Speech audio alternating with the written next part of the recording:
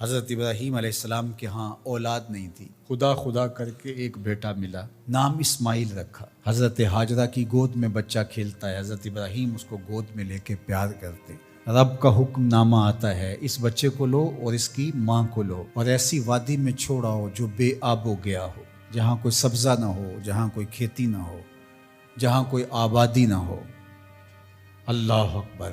نو مولود بچے اور اس کی ماں کو ایسی وادی میں چھوڑ آنا جہاں کوئی انسانی آبادی تو درکنار، کوئی پرندے بھی نہ رہتے ہوں، یہ کوئی تھوڑا امتحان ہے؟ ذرا تصور تو کیجئے، کلیجے کانپ جاتے ہیں۔ لیکن حضرت ابراہیم اس امتحان کے لیے بھی تیار ہوئے۔ تھوڑا سا سامان لیا، اپنی بیوی کو اور اپنے نو مولود بچے کو لے کر کے 3 نفوس پر مشتمل قافلے نے جا کے وہاں پڑاؤ کیا۔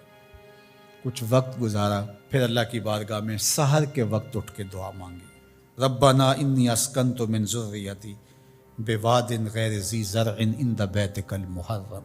اللہ، میں اپنی ذریت کو، اپنی نسل کو، اپنی اولاد کو ایسی وادی میں تیرے آسرے پہ چھوڑ کے جا رہا ہوں جس وادی میں کوئی کھیتی نہیں، کوئی سبزہ نہیں۔ دعا مانگی، تھوڑا سا جو توشہ تھا، سامان تھا، سپرد کیا اور واپس پلٹنے لگے۔ حضرت ہاجرہ نے تمسکت بعضیالہ، آگے بڑھ کے دامن پکڑ لیا، کہا اس تنہائی میں، اس بے آب و گیا وادی میں چھوڑ کے ہمیں اس وقت کہاں جا رہے ہیں؟ کیا جواب دیتے؟ خاموش ہو گئے۔ تھوڑی دیر گزری، پھر قدم اٹھایا تو پھر بیوی نے دامن پکڑ لیا اور حضرت ہاجرہ بولی، اس وادی بے آب و گیا میں ہمیں چھوڑ کے کہاں جا رہے ہیں؟ حضرت ابراہیم کوئی جواب نہیں دیتے۔ ذرا تصور کیجئے، آپ بھی صاحب اولاد ہیں۔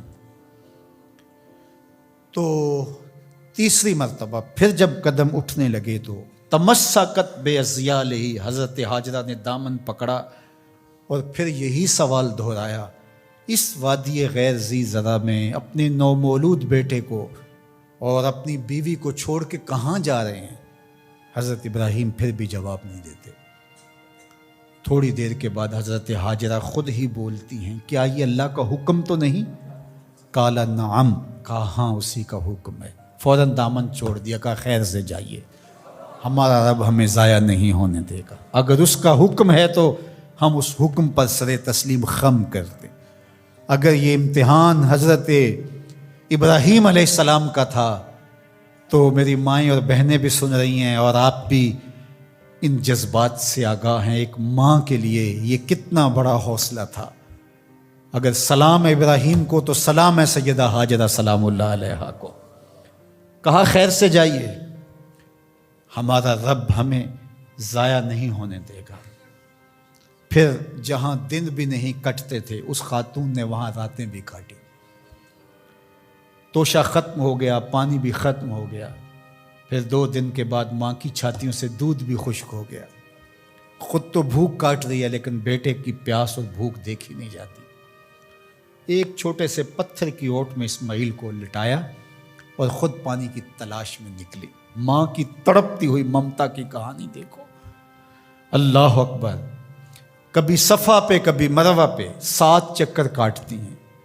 پھر جب 7ویں چکر میں مروہ پہ پہنچی، اطراف میں دیکھا، کہیں کوئی پانی کے آثار ہویدا نہیں ہوئے۔ گزرتے گزرتے بیٹے کو بھی دیکھتی تھی، نشیبی جگہ سے بھاگ کے گزرتی تھی، وہاں لال نظر نہیں آتا تھا۔ مروہ سے دیکھا، دور اوٹ میں پڑا ہوا بچہ تڑپ رہا ہے، لگا زندگی کی آخری سانسیں ہیں۔ مروہ سے دوڑ کے جو ہی قریب آئیں تو منظر بدلا ہوا تھا۔ وہ اسماعیل جو پیاس سے تڑپ رہے تھے، پیاس سے جب انہوں نے ایڑیاں رگڑی، خدا نے چشمے جاری کر دی، پانی پھوٹ نکلا۔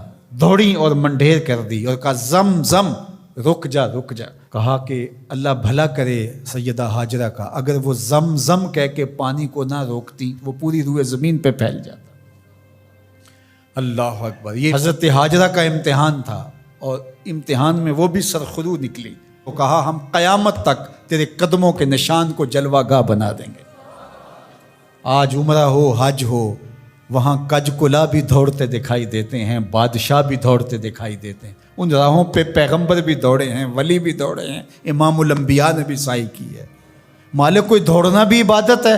کہا جن راہوں پہ میری بندی دوڑی ہے قیامت تک ان راہوں کو جلوہ گاہ بنا دوں، اور ان پست قامت پہاڑیوں کو میں اپنی نشانیاں قرار دیتا ہوں۔ ان الصفا والمروۃ من شعائر اللہ، یہ اللہ کی نشانیاں قرار پائیں، عزتوں کے نشان بن گئے۔ اللہ اکبر۔ یہاں ایک ماں اپنے بیٹے کے لیے بے تابانہ دوڑی تھی۔ اچھا، راستے کے اندر نشیبی جگہ سے دوڑ کے اس لیے گزری تھی کہ وہاں بیٹے کا چہرہ نظر نہیں آتا، اور یہاں ماں بیٹا اکٹھے دوڑ رہے ہوتے ہیں، حکم ہے بیٹا دوڑ کے گزرے۔